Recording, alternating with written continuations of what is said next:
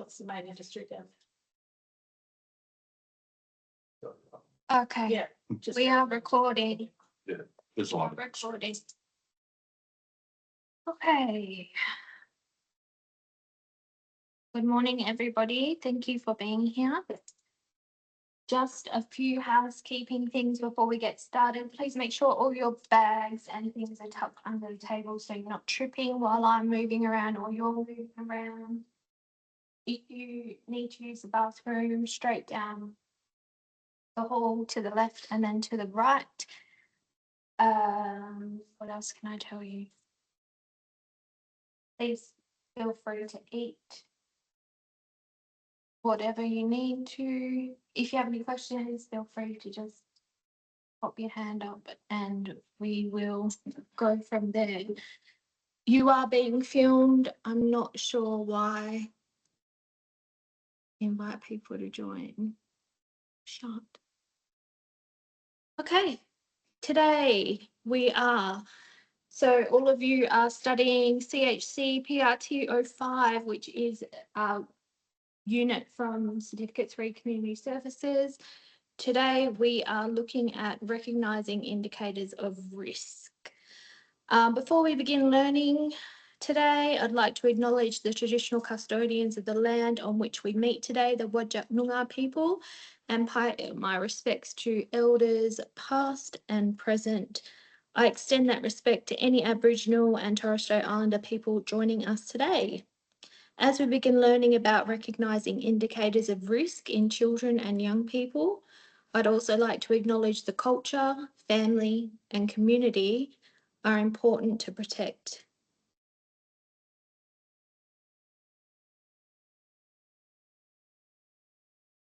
My hope is that today we can approach our discussion with respect, curiosity, and a commitment to culturally safe practice. Before we begin, can everyone please sign the attendance sheet? This confirms your participation for today's training. Thank you, which I think you've all done. You've all got your name tags on. So we've got Amanda, Donna, Molly and Andy. Welcome.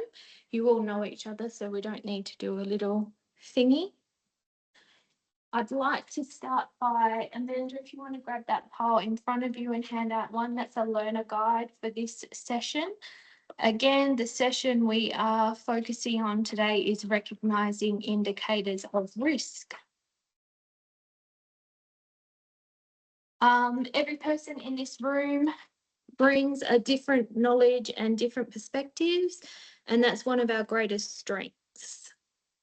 I don't expect anyone to know everything today. If we already knew everything, there'd be no reason for us to come together and learn.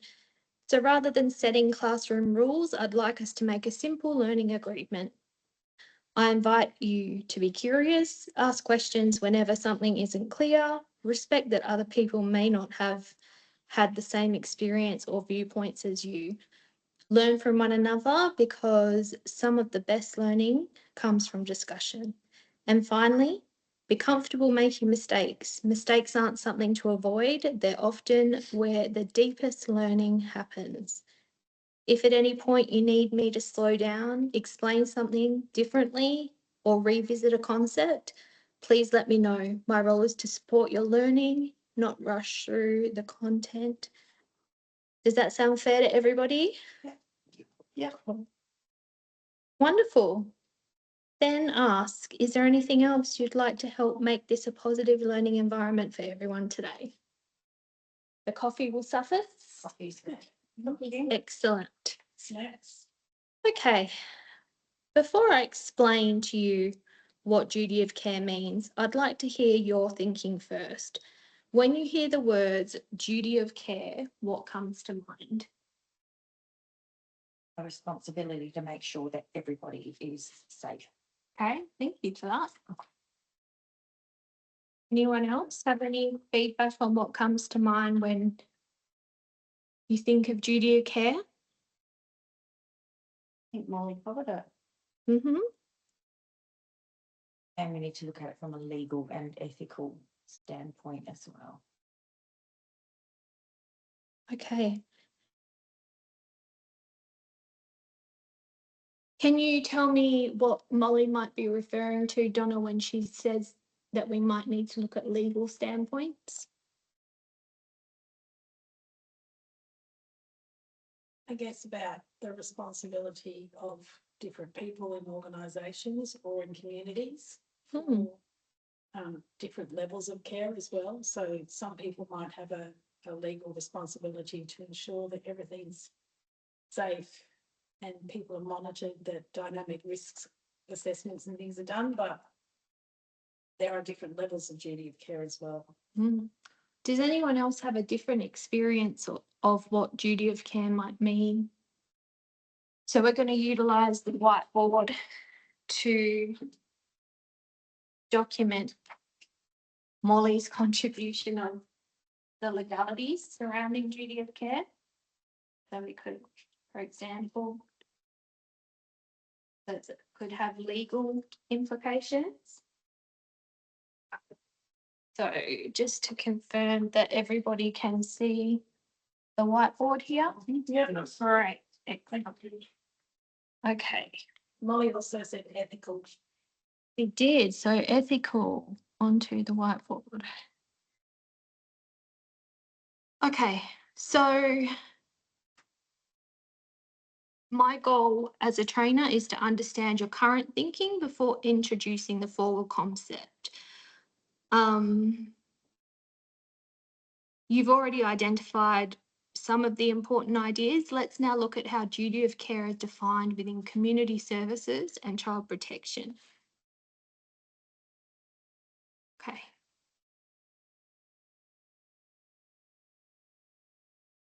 When we talk about duty of care and community services, we're referring to both a legal and an ethical responsibility. So there we go, Molly. Well done, you hit that on the head. It means taking reasonable steps to protect children and young people from harm. Duty of care isn't about knowing every answer, it's about recognising when something doesn't seem right, responding appropriately within your role, and following your organisation's policies and procedures and relevant legislation.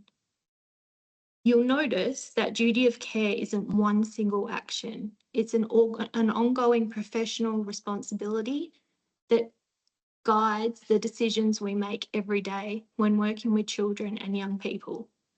Before we move on, does anyone have any questions? Is there anything from our earlier discussion that you'd like clarified? So if you have a look on your slide and as you're opening your learner guide, please feel free to take notes on your learner guide at any point that you wish. There's pens for everybody here. You will see in your glossary inside of your learner guide, key terms. Duty of care is a legal and ethical responsibility to take reasonable steps to protect children and young people from harm. This includes recognising concerns, responding appropriately, acting in the child's best interests, and following organisational policies and legal requirements. You will see in your learning guide a table, key terms for today. You will have the term duty of care, the meaning is there, and then a little space should you wish to write any notes or reminders for yourself. Okay, you don't need to memorise these definitions. You can use the final column to write examples, keywords, whatever you need to do. Okay, take a moment and think about the term and just write, before we move forward, your initial thoughts on it. And then the following, and underneath that, just document your key ideas that strengthened your understanding.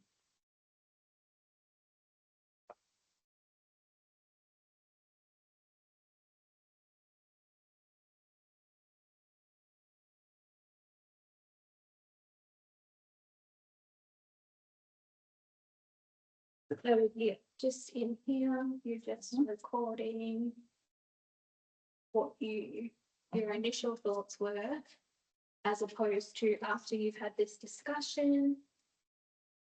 What? Move forward.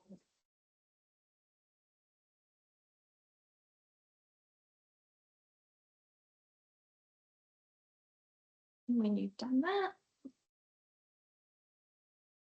for your own sake, for your own learning, for your future assessments, can look back on your notes and things like that.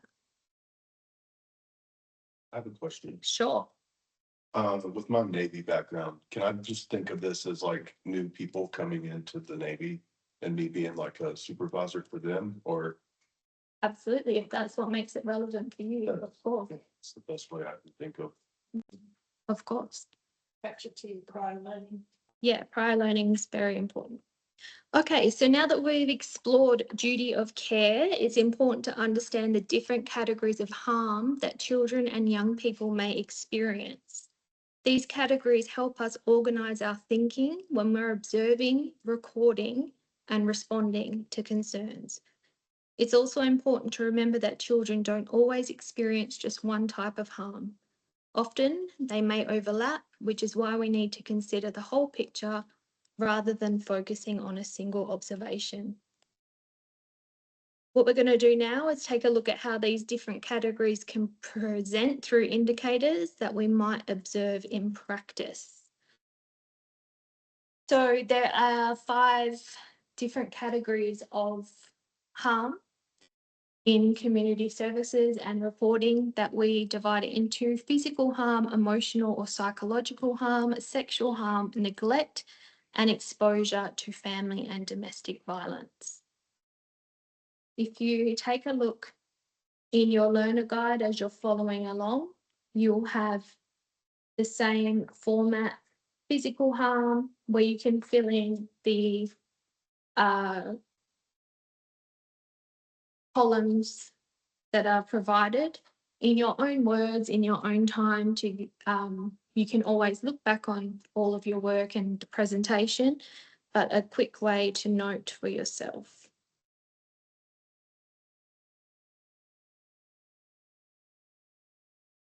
Okay.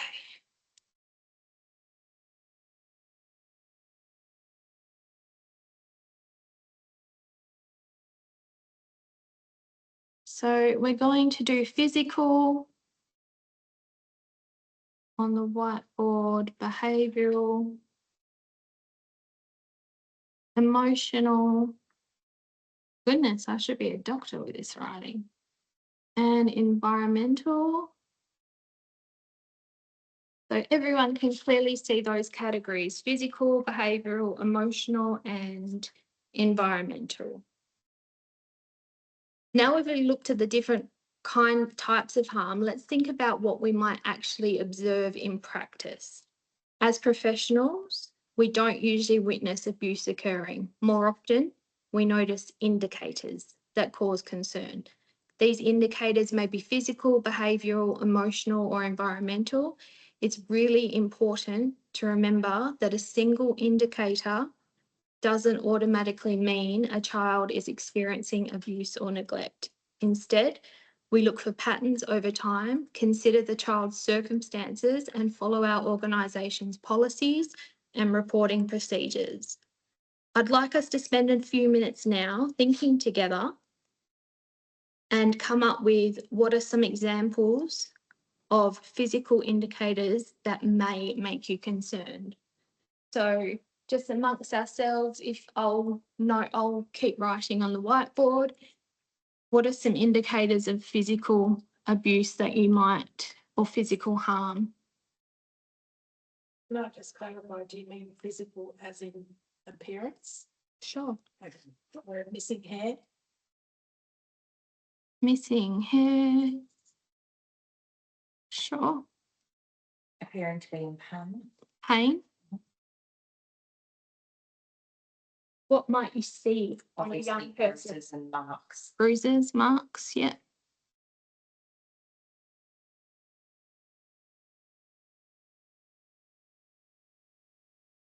And when we're thinking about behavioural indicators, what's something that you might think of that's a child or a young person might do behavioural wise that is an indication that harm might be occurring. Hypervigilance.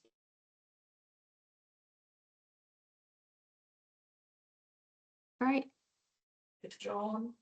What about you, Amanda? If you were working with a young person, what's a behavioural indicator that might help you recognise that they may be? Signs of fight or flight, Right. freeze or fawn. Okay, great. And then let's move on to emotional indicators.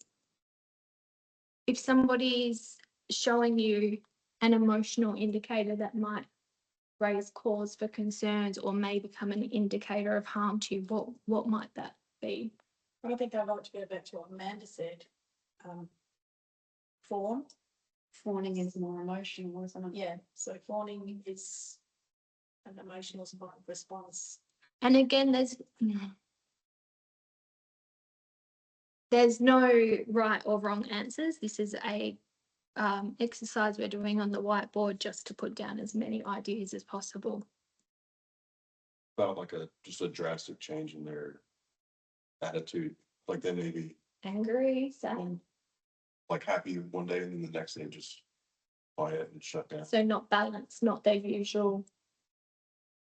Changes in presentation. What about you, Molly? What kind of emotional indicators would you recognise? I'd say that inability to regulate, so again, extreme emotions. Okay, excellent. These are all really, really good. And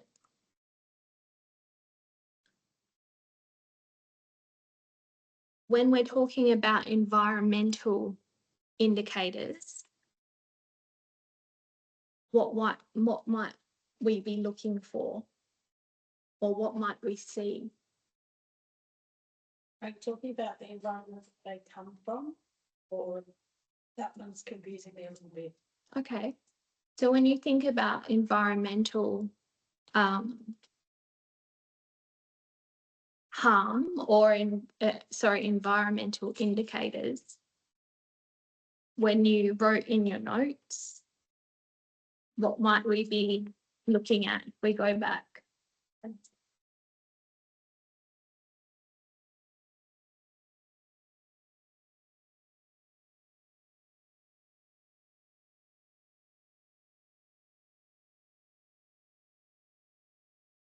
So it could be if a young person, you maybe overheard a young person saying to a peer at school, Mum's boyfriend came over last night and I had to go to my room early because all he does is shout.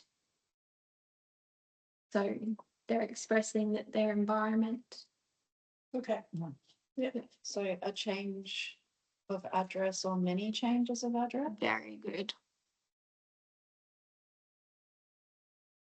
So a lot of moving around is a in community services is an indicator of harm or an indicator that concern may need to be alerted. Certainly an indicator of risk. Cool, that was a really good discussion. You guys have identified many of the indicators that professionals may observe. Let's now put that knowledge into practice by working through some realistic workplace scenarios.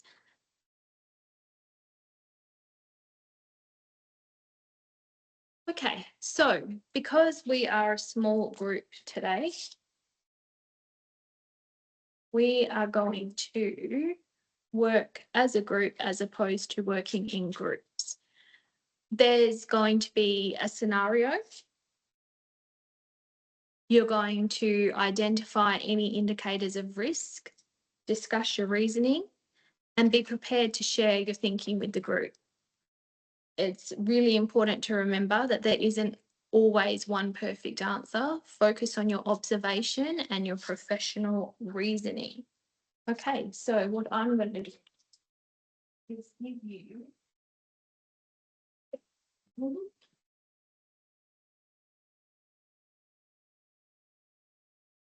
scenarios towards the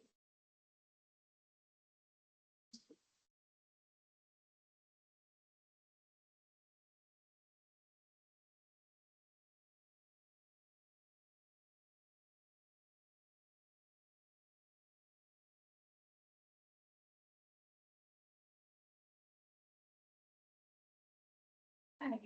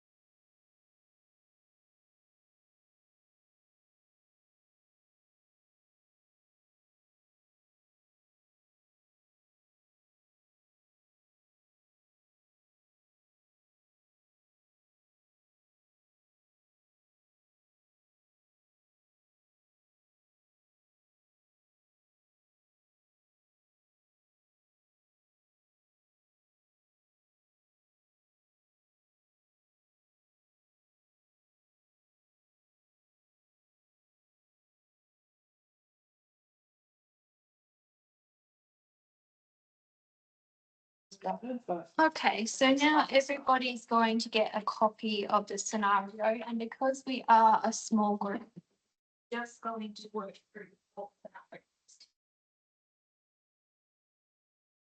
And done. Thank you. Okay, so scenario one, during an art activity, 8-year-old Sophie quietly says to you, sometimes mum and dad fight all night. I don't sleep very much because I'm scared. Please don't tell them I told you. So you're in a situation, you're in an art class. A young person has come to you and said, sometimes mum and dad fight all night.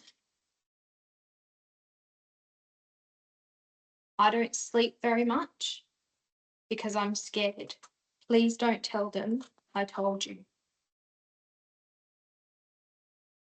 Okay. So we're working through this together. If you go to your page, you will see in your learning guide, you will say applying your learning.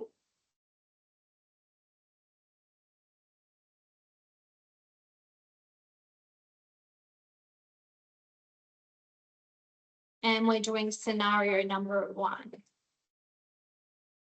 So when we're talking, and again, there's no right or wrong answers. So when we're hearing this, sometimes mum and dad fight all night. I don't sleep very much because I'm scared. Please don't tell them I told you.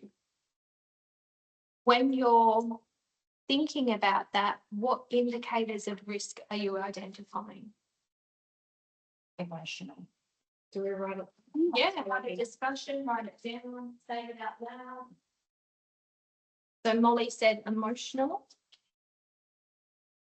In that disclosure, what would I focus on? Probably it's sometimes we identify all night, so it's not just a once-off thing, it's a, it might be over time, so sometimes I don't Okay. sleep very much, so the risk there is not sleeping, being afraid. Yeah, so not sleeping is a risk. It's a type of harm. Being scared. Yeah. It might be if they're up all night, it might be substance related. So that's environmental. They might be Sure. in a house where there's drug use. Mhm. And why are we identifying these indicators as concerns?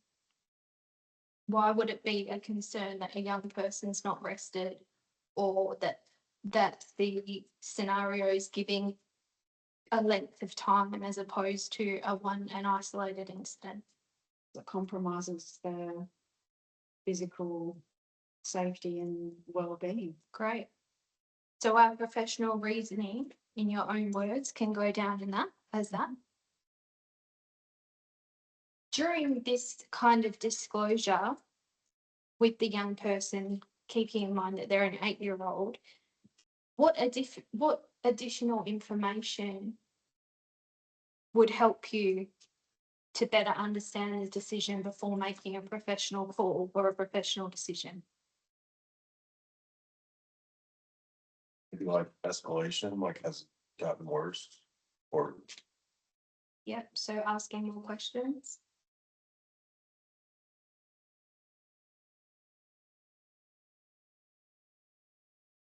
So we've decided that 8-year-old Sophie has got some indicators possibly of physical harm, emotional harm, sorry, not physical, emotional and environmental. And that we feel like these are concerns because it impacts on her safety. And we identified these indicators as concerns because Of her well-being, of her well-being. yeah, and her emotional well-being. Okay, scenario number 2. While packing away equipment after sport, 11-year-old Ethan says, "My uncle gets really angry. Last weekend, he pushed me into the wall. I don't want to go there anymore. He looks upset and he asks, 'Are you going to tell anyone?'" So what indicators of risks here have we identified? Physical. Also fear, Yeah.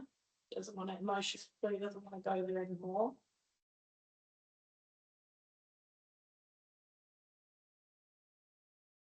Okay, so fear, environmental, how could it, do you think there's a way that that could be linked to being an environmental indicator? And maybe uncles living in, not living in the home. Maybe they're having to go there more often. Uh-huh. Just for reasons unknown, but maybe that's a part of the risk factor. Yeah. And with Ethan's disclosure, these indicators are concerns because He's already identified that he has been physically harmed. Mhm. So, yeah, he's at risk of further harm. If he's saying he doesn't want to go there anymore, that tells you that he's going there quite often. And if a young person says to you, "Are you going to tell anyone?" What's that indicating? He's been threatened. Or that they're, Or that he wants you to tell someone. or that he wants you to tell someone. That's also another way to look at it. that fall under like, I mean, if he said that there's physical stuff going on, would that be like fall under like the legality? Like, if something like that is told to you, do you legally have to report it to somebody? Yeah, definitely a question worth noting. What additional, and leads on to the next question. So Andy, really valuable question. What additional information would help you better understand the situation before you made a professional decision? Just going back to, are you going to tell anyone? I think that shows the position that the child is in from a power point of view. So that person's important in their family.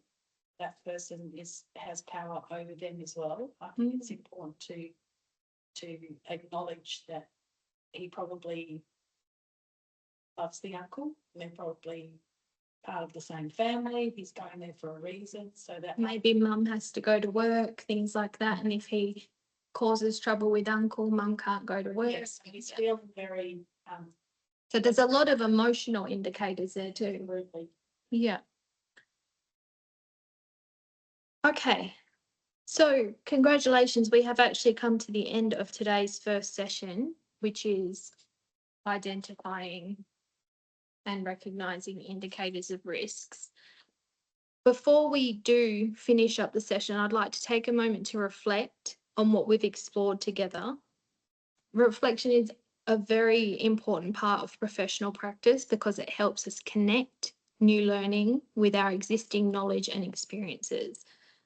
I'd like to ask each of you to share one key learning or insight from today's discussion. And you can go. So if you want to share something that you've learnt from today, that would be awesome. I liked learning about the different types of harm and risk, the physical, behavioural, emotional and environmental was good for me to simplify things by using those categories. Great. Anyone else? Probably not related to what we've learned, but connecting to my prior knowledge, just rethinking about the position that some people are in terms of power, how uncomfortable it can be to make a disclosure like this. Absolutely. So today we've explored what duty of care means in community services, the different types of harm that children and young people may experience, how to recognise indicators of risk, and how professional judgment is strengthened through discussion and observation. I encourage you to continue reflecting on today's learning before our next session, where we'll explore how to respond appropriately when a child or young person discloses information. Before you leave, does anyone have any questions or anything you'd like clarified? No, all good, great. Thank you for creating such a respectful learning environment this morning. The quality of our discussions came from everyone's willingness to contribute, and I really appreciate that. Thank you, and I will see you all for our next session.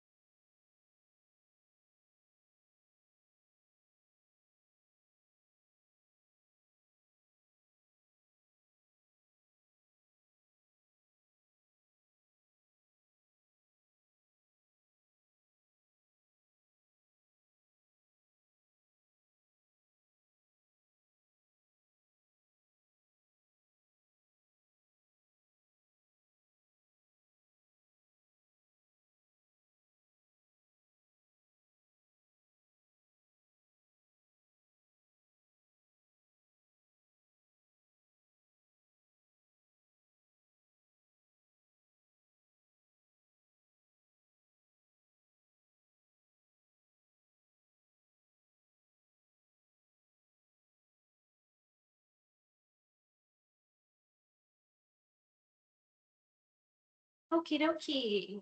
Welcome back to our next session. Just a friendly reminder that your bags and things should be out of the way so that you're not falling over and that your peers can move around freely.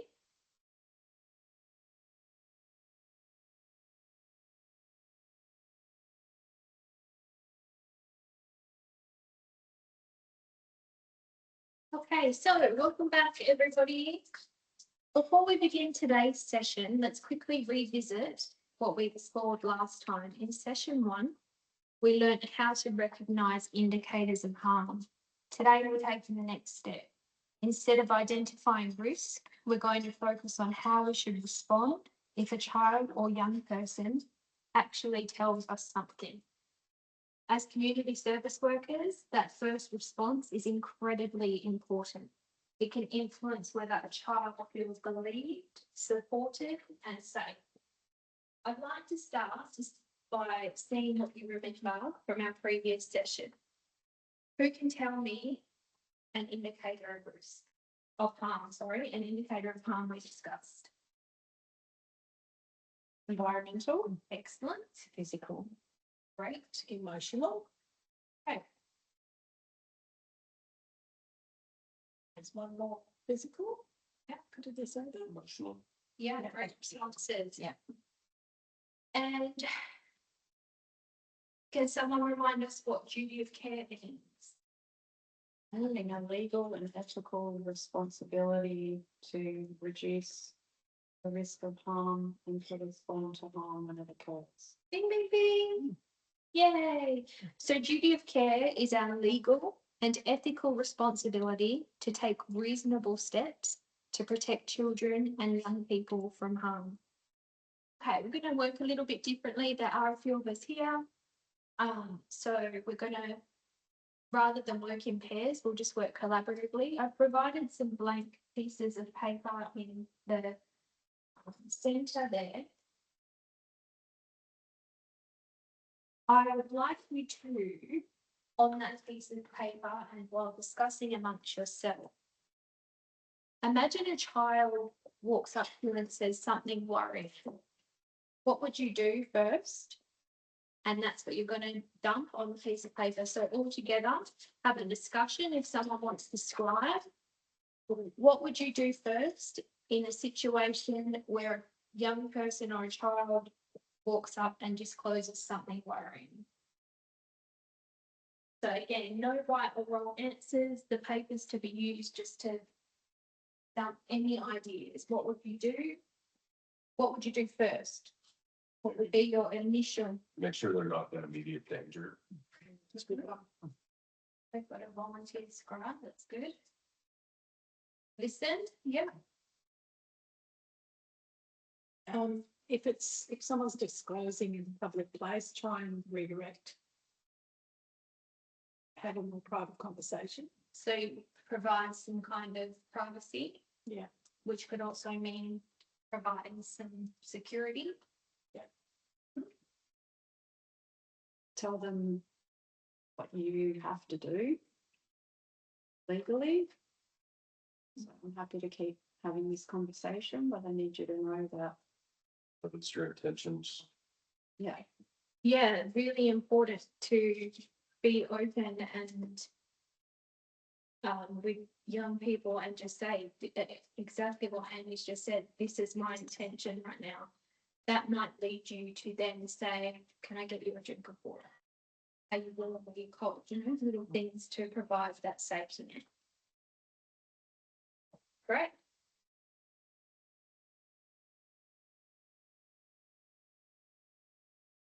So,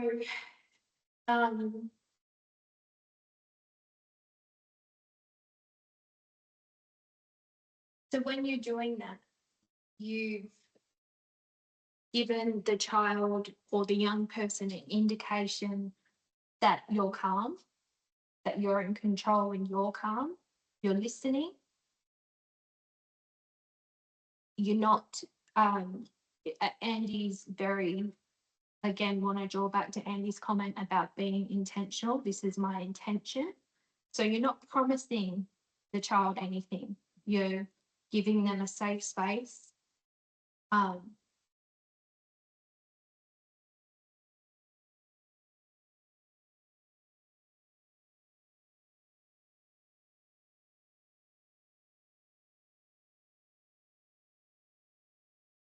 Okay.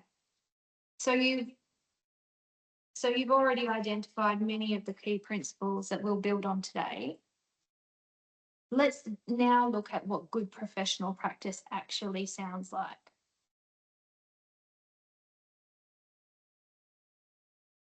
So I'm going to hand out to you all another sheet that you can use for your future studies. Or you can and take notes on this. This is a disclosure response checklist. So click on take one. Thank you. When a child or young person discloses abuse or neglect, our job is not to investigate. Our responsibility is to respond calmly, respectfully, and professionally while ensuring we follow our own organisational reporting procedures. Let's work through the checklist together. Okay, so when a child or young person discloses abuse or neglect, remember to remain calm and composed. Why is that important? You need to let them know that you're not going to get emotional and lose control of it, and you need to let them feel that they're in a safe space by doing that. Correct. So you're setting up the environment to be safe. Listen carefully without interrupting is important because Going to be able to take in all of the facts. anyone else? Why would listening and not interrupting be important? Make them feel important, like you're important. They're important to you, so you're listening to them. What about, would it give you as a community services worker a more accurate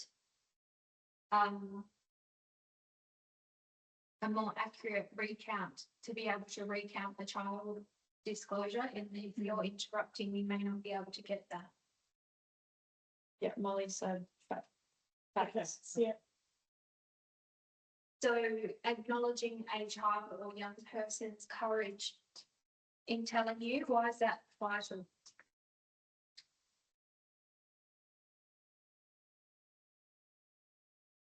Yes, if you want them to continue being able to share with someone older, someone in authority or someone that can help, you want to reassure them that they're supported and that it does take courage to do that, but that's something that you value. And when we are working as community services workers and a young person or a child is disclosing, why would it be important to avoid asking questions like why? Why is it vital not to ask questions like why, or suggesting answers even? Well, you don't want to add leading questions, but Uh-huh. you don't, there's often guilt and shame involved in disclosing things like that. So Great. you don't want to reinforce those feelings. And the key term, leading answers, is very important, one that you'll see a lot throughout your certificate. Leading answers means that a person or a community service worker, a person in trust, a person in care, a person in authority, kind of manipulates to get to an answer that might better serve. So we definitely don't want to ask any whys or any specifics that may be seen as leading to an answer. If you're explaining to a young person that you may need to share information with people whose role is to help keep them safe, why do you think that's so important? To break their trust, they might think what they say to you is not going to be shared with anybody else, but you may be in a position where legally you have to report. Do you have to let them know that so that they can trust you? Definitely. So What might be an example, do you think, of a leading question?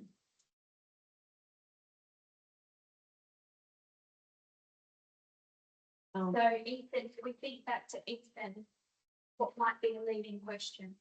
do you think your uncle gets angry because he drinks too much? Right. Did this happen yesterday?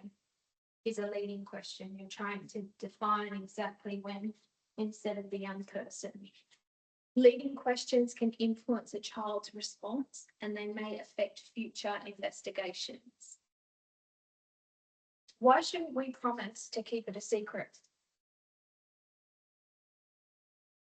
Because of what Molly said earlier, we're legally bound by our, and ethically bound by not just the rules of our organisation, but as a member of society to make sure that those disclosures are acted on or at least assessed by somebody who's able to assess them. Sure. So instead of promising secrecy, we explain that we may need to share the information with people whose role it is to help keep them safe. Okay. Going to now distribute a form that is called sentence starters and respectful language prompts. I've designed this. This is a back and front.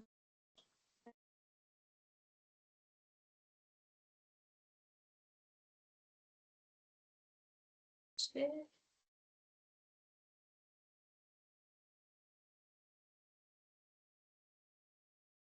One thing learners will often tell me or people facilitating this course is that they worry about saying the wrong thing. That is completely normal. This resource that you've just been provided gives you examples of supportive language you can use when responding to a disclosure. For example, thank you for telling me.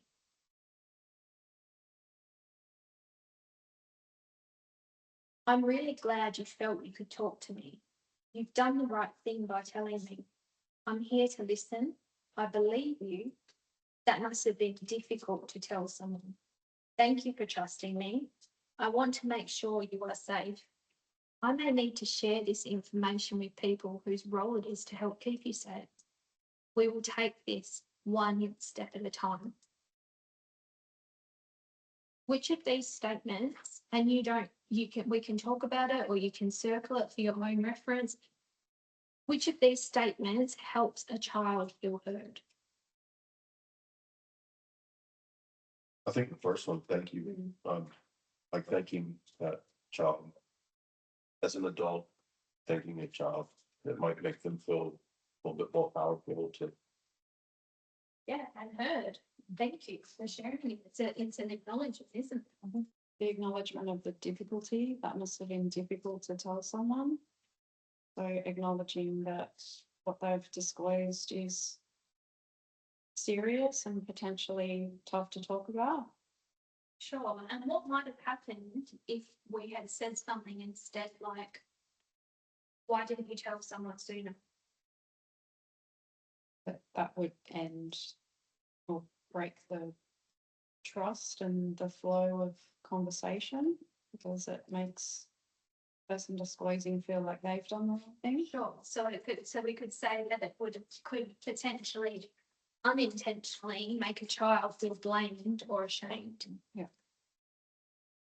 Now that we've explored what appropriate responses look like, let's actually see them in practice. I am going to demonstrate two conversations. One will be a display of inappropriate response. The other is a professional response. As you watch, I'd like you to think about what each worker does well and what they could improve.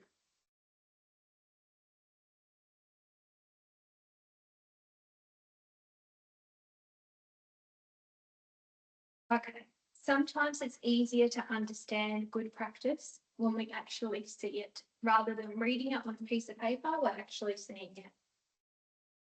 As I'm speaking, I'd like you to think about two questions. What went well and what could have been done differently? Okay, so I'm the child. Can I tell you something? My mum's boyfriend hit me yesterday. And I'm a worker. Are you sure? What did you do before that happened? Has this happened before? Don't worry, I won't tell anyone if you don't want me to. So, what did you notice about that response? Asking the child what they did to what was the antecedent. And if they're sure. Which may have led to them thinking, what, I'm not believed. yeah, I don't believe you. And also saying, I'm not going to tell anybody. Do you think the worker remained within a professional role? No, not at all. No, the professional did not. They asked leading questions, they tried to assign blame, and they also said that they weren't going to tell anybody, but they are bound to tell someone, So or at least report it. yeah, and so you'll notice how quickly that conversation moved from supporting a child to the community services worker becoming an investigator, which is not the role. As community service workers, our role is never to investigate. Okay, number 2 example, this is a child. Can I tell you something? My mum's boyfriend hit me yesterday. The worker. Thank you for telling me. I'm really glad you felt comfortable speaking to me. You've done the right thing by telling me. I'm here to listen. I may need to share what you've told me with people whose role it is to help keep you safe, but I'll explain what happens next. What's the main differences you saw there? Thank you for telling me. I may need to share. They're using supportive and respectful language. And they are setting an intention to be guiding the conversation and next steps. And Molly, for the previous scenario, you mentioned that the child was not believed. So with that response, do you think the child would be more inclined to feel that their disclosure was believable? Absolutely, because you've been open to listening straight away. And Andy, in the first example, the worker noted that they wouldn't tell anybody. And in this one, they said, I may need to disclose to people whose role it is to keep you safe. Which response is one that we should The second one. correct? Yeah, exactly. In the second scenario, I didn't investigate. I didn't ask for details. I didn't create leading answers. I didn't ask why. I didn't make promises I couldn't keep. It was simply an acknowledgement to the child. It was a reassurance that they had done the right thing and explained my own professional responsibility.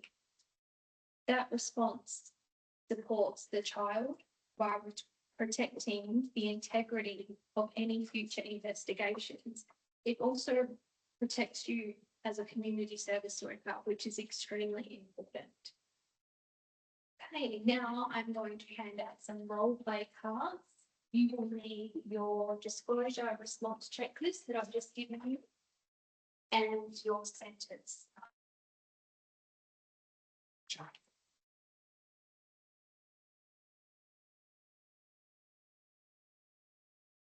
Okay, so we're going to do role play card 3 and 4, and because we're in a group, I'll just do them all together.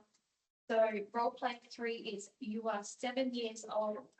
While colouring, you quietly say, my arm hurts because mum grabbed me really hard yesterday. If your educator asks lots of questions, simply shrug and repeat, I don't know.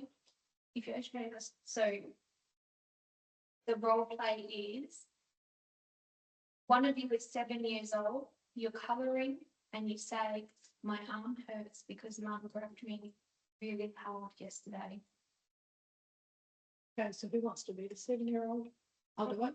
Okay. Great. And you've got your sentence starters there. So do we all have a turn at asking questions or at supporting the 7-year-old, or just one of us? Yeah, sure. Okay, so One person will play the child or the young person, the other person will respond as the community service worker. It's not about getting it perfect. That's why you've been provided with the checklist and the sentence starters. Don't worry. The goal today is to practice responding calmly, professionally, and respectfully. okay. Okay, do you want to respond, Molly? Okay. My arm hurts because mum grabbed me really hard yesterday. Well, thank you for telling me, and I'm really glad that you felt you could talk to me. What do you think a young person might say next to that? Yeah, you're nice. Well, thank you. So you have done the right thing by telling me, and I'm here to listen to you. And I just want you to know that I believe what you're telling me. You can talk to me. Thank you. My dinosaur's brown.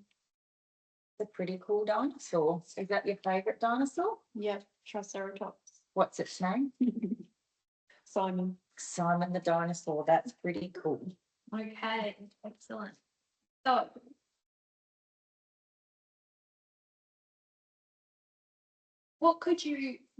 is there anything that was asked or said there that you would replace with different language? Or how could you reassure a child without making promises? I think because of the way the questions that Molly asked and the situation that was presented, he's responded in exactly the right way. So the child didn't feel the need to explain or go into further. It was quite clear from the child's response that they were comfortable enough to talk about their colouring in, or that they said what they wanted to say. And Molly didn't continue to ask questions. She didn't continue to probe. She had that piece of information, and there was no pressure on the child to do anything else. Just so I believe you. Yep. Thank you for telling me. Yep. Okay. And told about needing to share this information. And it didn't become an uncomfortable conversation for the No. 7-year-old. Right. It was very much led by the 7-year-old. When the 7-year-old was done talking, the topic changed to the dinosaur colour. Yeah, there was more questioning or more clarification. Okay, and then who's got the And So number 2 is going to be a 13-year-old, which can be you, Andy, and this is Sometimes I would feel safe at home more. okay. And then, I wasn't sure if I should tell anything. okay, so this is the young person's disclosure, and as the community services workers, how are you responding? Don't forget you've got your checklist there and your sentence starters to help prompt you and scaffold your answers. In that situation, I might say something like, can you tell me a little bit more about that? I might say, is there something else you'd like me to know? And maybe just leave it there. Take your time, I'm listening. And then see if anything else opens up or anything else comes to light. thank you for trusting me. Excellent. So the third item I've just handed out to you is a reflection template. Before we finish today, I'd like you to spend a few minutes reflecting on what you learned. This isn't a test. In fact, this is a resource to help you in your future learnings, your assessments. It's simply an opportunity to think about what you've gained from today's session and how you'll apply it in practice. You'll see that this is open for discussion, or you can jot down your own things, questions. The reflection questions are, what is one appropriate response when a young child or person makes a disclosure? Why is the response important? What is one response you should avoid? Why should confidentiality be managed carefully? following disclosure. And simply one thing that you learned today. Again, I'd like you to call on your sentence starters and your disclosure checklist.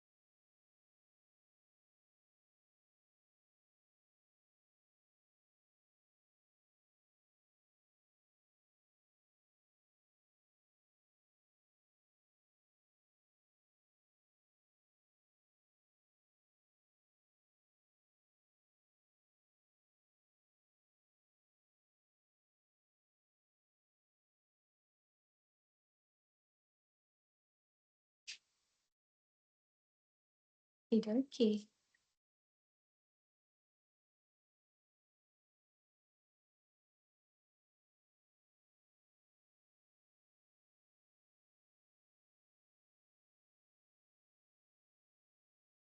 Good. So today we've explored one of the most important responsibilities in community services, which is responding appropriately when a young person or child makes a disclosure. We've practiced remaining calm, listening without judgment, avoiding leading questions, not promising confidentiality, using respectful language, and understanding our professional responsibilities. It is so vital to remember that our role is never to investigate. Our role is to respond appropriately, support the child, and follow organisational reporting procedures. The way we respond can influence whether a child feels safe enough to continue seeking help. That makes our first response incredibly important. In our next session, we'll build on today's learning by exploring reporting procedures and ethical practice. We'll look at what happens after a disclosure has been made, including documentation, reporting responsibilities, and maintaining professional standards. Please leave your response templates and your reflection templates. Has anyone got any questions? And see you at our next session. Thank you. Thank you. Thank you.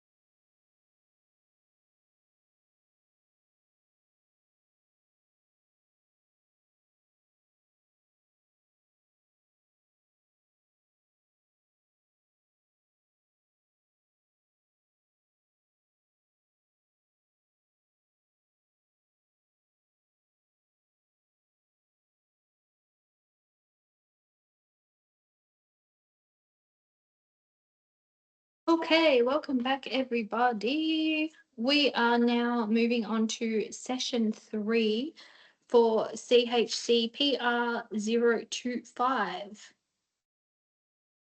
Today, we are looking at identifying workplace reporting procedures, explaining the importance of accurate documentation.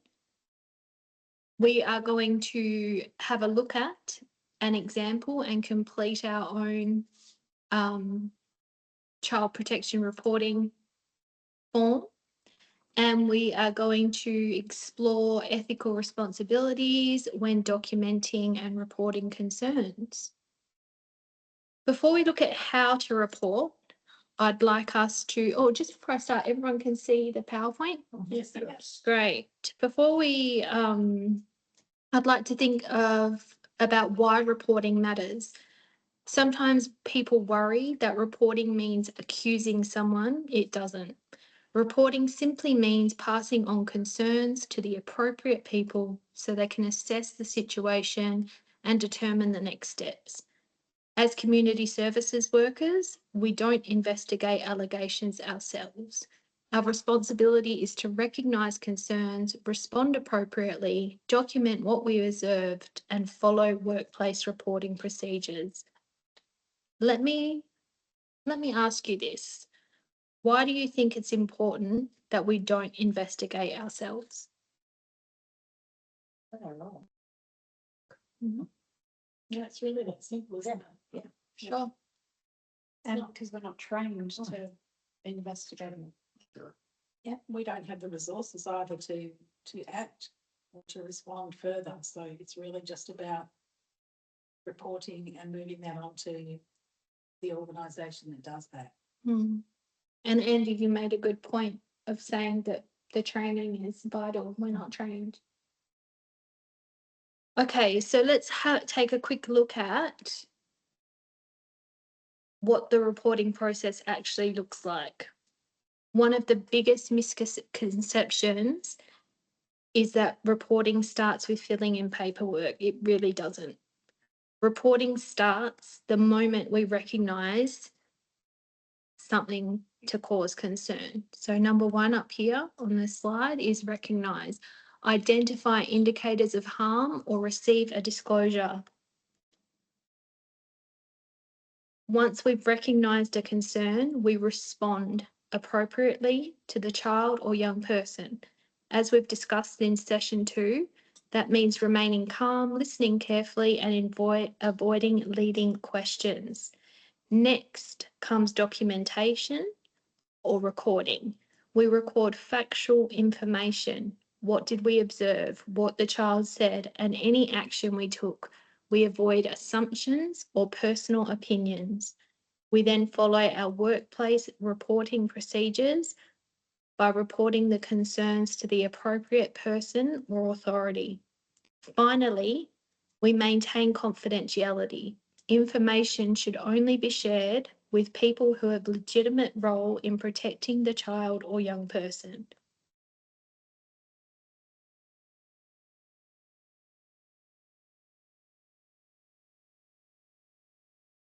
Okay, so thinking back to sessions 1 and 2 and now, what kind of concerns might we recognise before a child even speaks?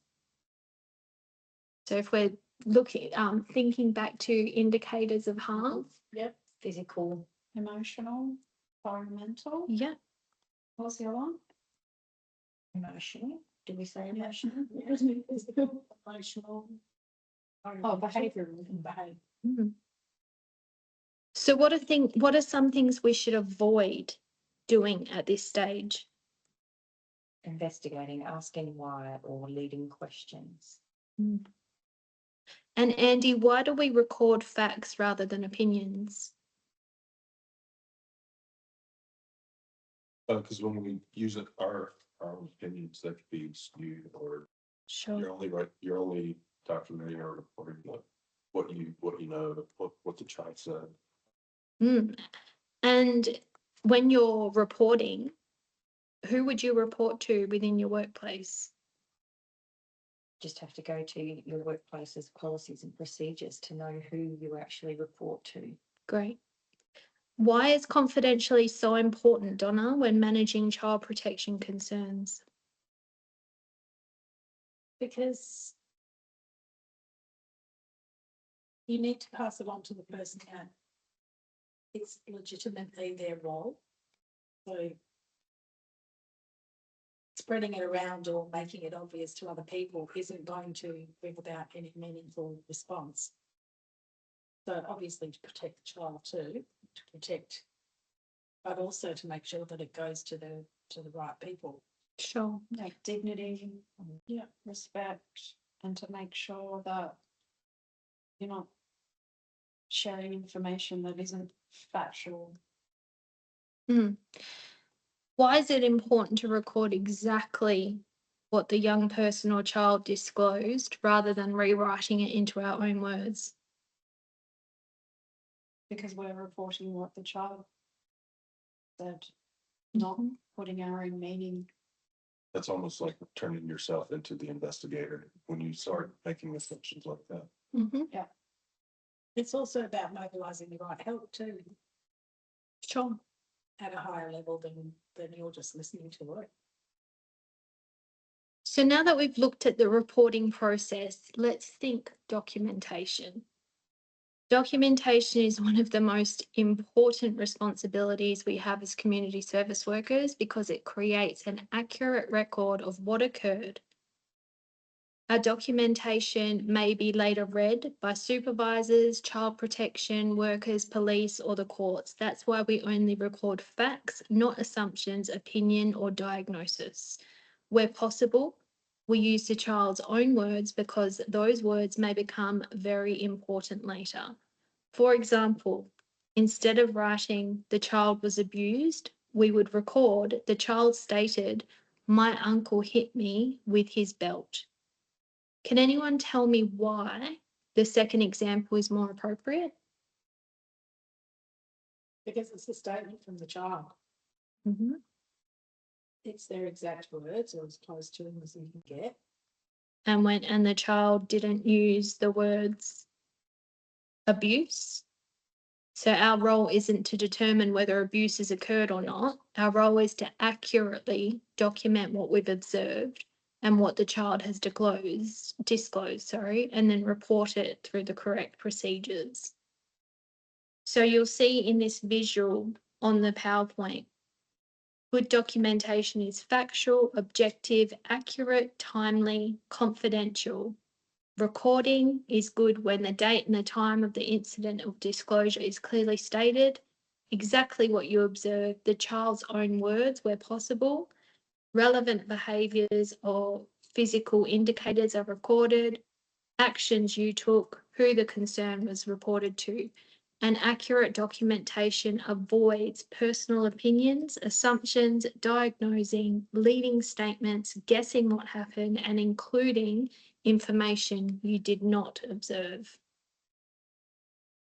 We've now looked at the reporting process, but before we complete a report, we need to understand what good documentation actually looks like. Documentation needs to be factual, objective, and accurate. It may later be read by supervisors, child protection workers, police, or courts, so it's essential that we record only what we know, what we observed, and what the child actually said. Let's look at a quick example.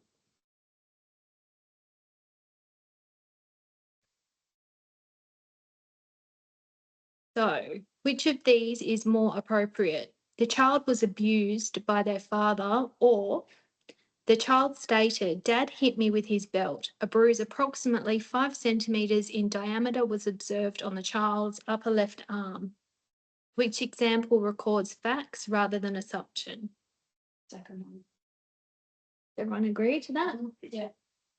Exactly. Our responsibility isn't to decide whether abuse occurred or not. Our responsibility is to accurately record what we've seen, heard, or observed, and then follow workplace reporting procedures. Now that we know what should be recorded, let's look at the ethical responsibilities that guide how we document and report concerns. Again, take some time to look if you're more of a visual learner of this flow graph of what the documentation should include and what to avoid. And to remember, if in doubt, record facts, not opinions.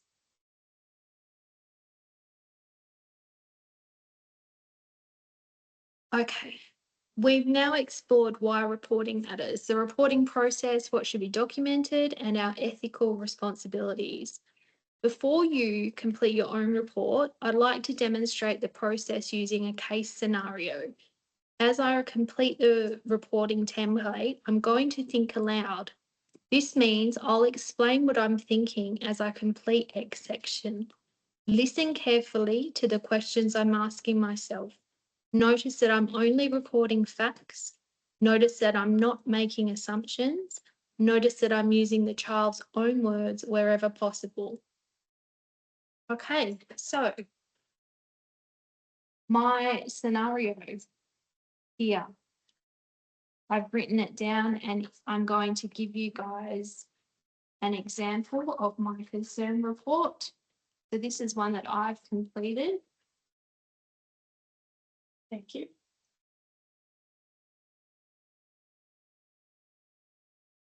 Roll that one as well? Yep. Okay. So the scenario was I was working as a community service worker in an after-school program.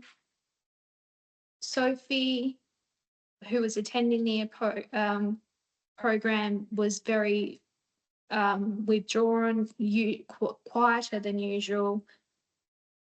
Sophie was avoiding eye contact with myself and other staff and was very reluctant to participate. While I was helping Sophie pack away some art supplies, I noticed a bruise on their arm. I asked Sophie, "Are you okay today?" And Sophie said, "Dad hit me with his belt because I didn't clean my room." I remained calm. I thanked Sophie for telling me and reassured her that she had done the right thing. I explained that I may need to share the information with people whose role it is to help keep her safe. I didn't ask any further questions about the incident. Following the conversation, I moved to a private area and began documenting my observations before reporting the concern according to my own policies and procedures. I filled out the form. The report number you can see, which you guys will generally utilize in an own internal system. For the sake of this one, I've just made it up. Yeah. The date completed is the date of the incident. The time completed is the time that I was completing the documentation. It was completed by me. It's my full name and my position. What is my position held at work? The child and young person's details were very name, her age, her gender, her program or service that she was in attendance for. The type of concern I've ticked as physical harm. And my details of observation state Sophie appeared withdrawn throughout the afternoon and avoided eye contact with staff. A bruise, approximately 5 centimetres in diameter, was observed on her upper left arm. Sophie appeared hesitant before speaking. The next heading is child or young person's disclosure. And notice I've used quotes here because I'm quoting directly what the child disclosed. Dad hit me with his belt because I didn't clean my room. And then I'm documenting my immediate responses that provided. Remained calm, listened without interrupting, thanked the child, reassured the child, explained that the information may need to be shared, avoided leading questions, did not promise confidentiality. Immediate risk assessment. Is the child believed to be in immediate danger? No immediate danger identified at the time of disclosure. Why is that question important? Or why could that be a question that that could lead community service workers or people filling in this documentation to not recording accurately. At the time of the disclosure, there was no immediate danger. Because they weren't in that environment at that time. Right. So it doesn't, it's not asking you if tonight, because Sophie didn't say I'm scared to go home tonight. Sophie didn't have any, there's no evidence there that you should provide a leading answer. Then you want to document your actions taken, concern documented immediately, supervisor notified in accordance with organisational procedures, child protection report procedures commenced, further direction awaited from supervisor. Who did I notify? I notified James Smith, the team leader, at the same date by 11 a.m. Information has been shared only, I'm confirming now, the information has been shared only with authorised personnel in accordance with organisation child protection procedures. And then there is a reporting officer declaration. I confirm this report accurately records my observations, the child's disclosures and the actions I've taken, my name, my signature and the date. That's an example of how I filled out a report. You're all going to receive a case scenario, which is exactly the same, which is beneficial. Very well. So you've got your and a blank reporting report. So from the information on your scenario, so the objective is all of the information given on your scenario should be enough to help you complete the form. Ask yourself, what are the facts? What have I actually observed? What information belongs in the report? And remember, there isn't any trick to this activity. The goal is simply to practice documenting, wow, concerns professionally and accurately. I'll be walking around the room to answer questions and provide feedback as you work.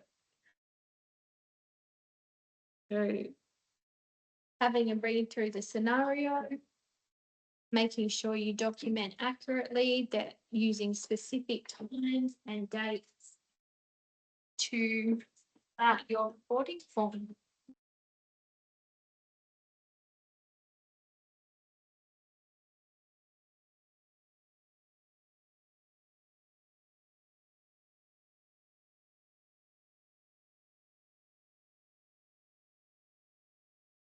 The date I'm already. Really?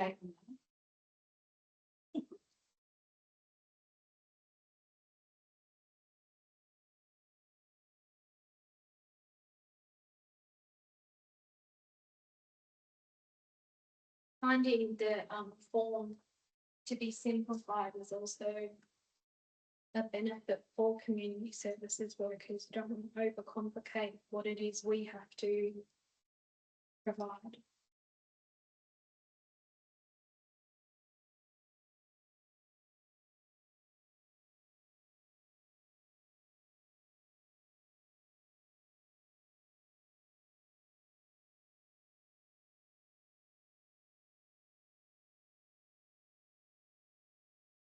Why do you think it's important to get the form done as soon as the disclosure or the observation has been made? Information is fresh in your mind and you haven't gotten anything. Also, if the report's made to partner communities, for example, then action can be taken. You're not in a position to take action. And so it's really important that it's timely. So shouldn't need investigated. Our accurate documentation is going to assist with the investigation. being done in a timely.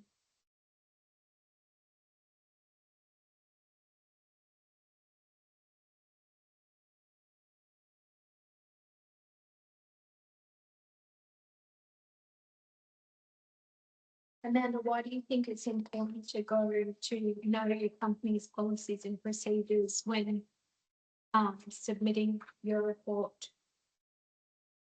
So that you fulfill your responsibility within your duty of care. And so that provides the appropriateness.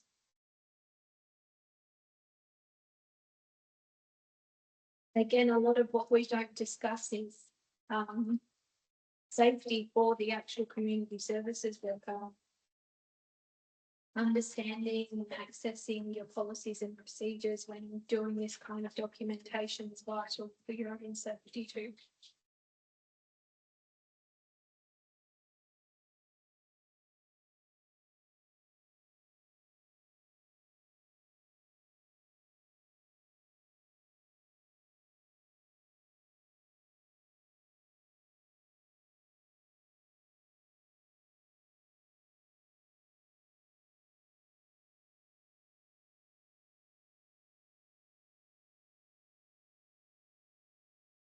I think that protective interruption is really important too when you're in.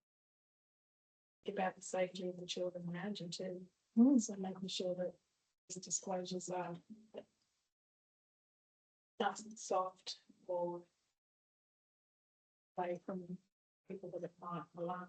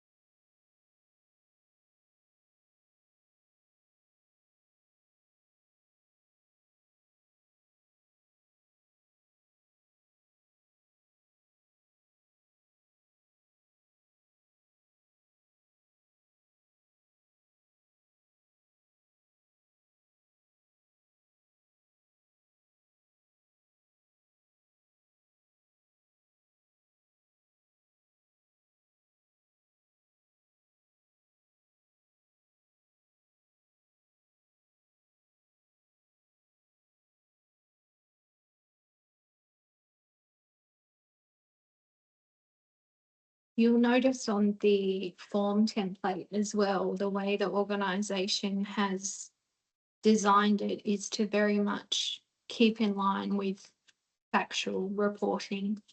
There's not a lot of space to write. Do you have anything else to say? Do you have any further comments? It's very factual, it's very sequential. Keeping in mind that, again, we don't investigate.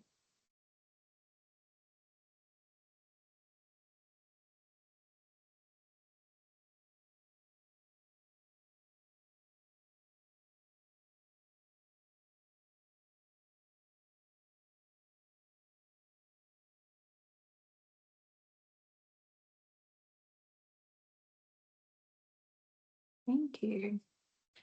So today we have explored why reporting concerns is essential, the workplace reporting process, the importance of factual and objective documentation, ethical responsibilities when documenting concerns, and how to complete a child protection reporting template.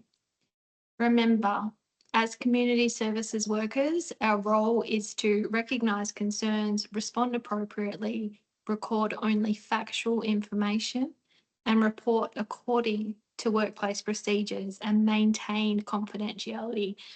And you'll see here highlighted, we do not investigate. We've now reached the end of our final session. Over the past 3 sessions, we've progressively built our understanding of child protection responsibilities. In session 1, we learned how to recognise indicators of harm. In session 2, we explored how to respond appropriately when a child or young person makes a disclosure. Today, we've completed that learning journey by looking at what happens next, how to document concerns accurately, follow workplace reporting procedures, and uphold our ethical responsibilities. One of the biggest messages I hope you take away is this. As community services workers, we don't need to investigate concerns ourselves. We do not need to recognise them. We do need to recognise them, respond professionally, document accurately, and report through the correct workplace procedures. Those actions help ensure children and young people receive the protection and support they deserve. Before we finish, I'd like you to complete your reflection worksheet. Take a few minutes to think about today's session and answer the questions honestly. There are no right or wrong answers. This is simply an opportunity to reflect on your learning and further professional practice.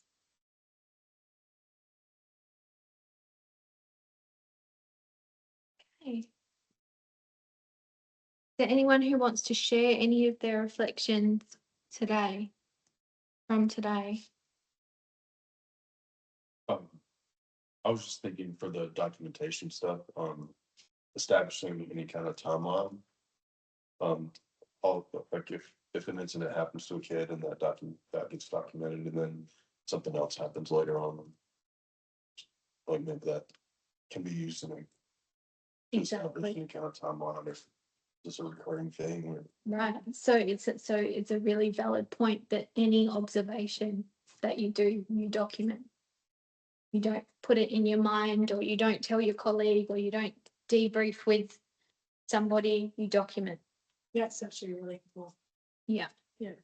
And that timeline's important too.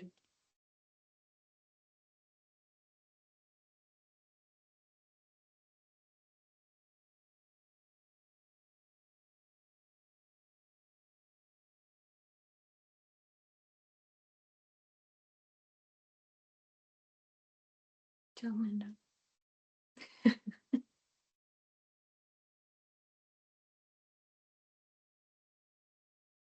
Okay, as you finish those up, thank you all for participating across these 3 sessions. I appreciate the way you've engaged in discussions, asked thoughtful questions, and supported one another throughout the activities. The knowledge and skills you've practiced today are an important part of working safely and ethically within community services sector. I wish you all the very best as you continue your learning and future careers. Thank you. Thank you.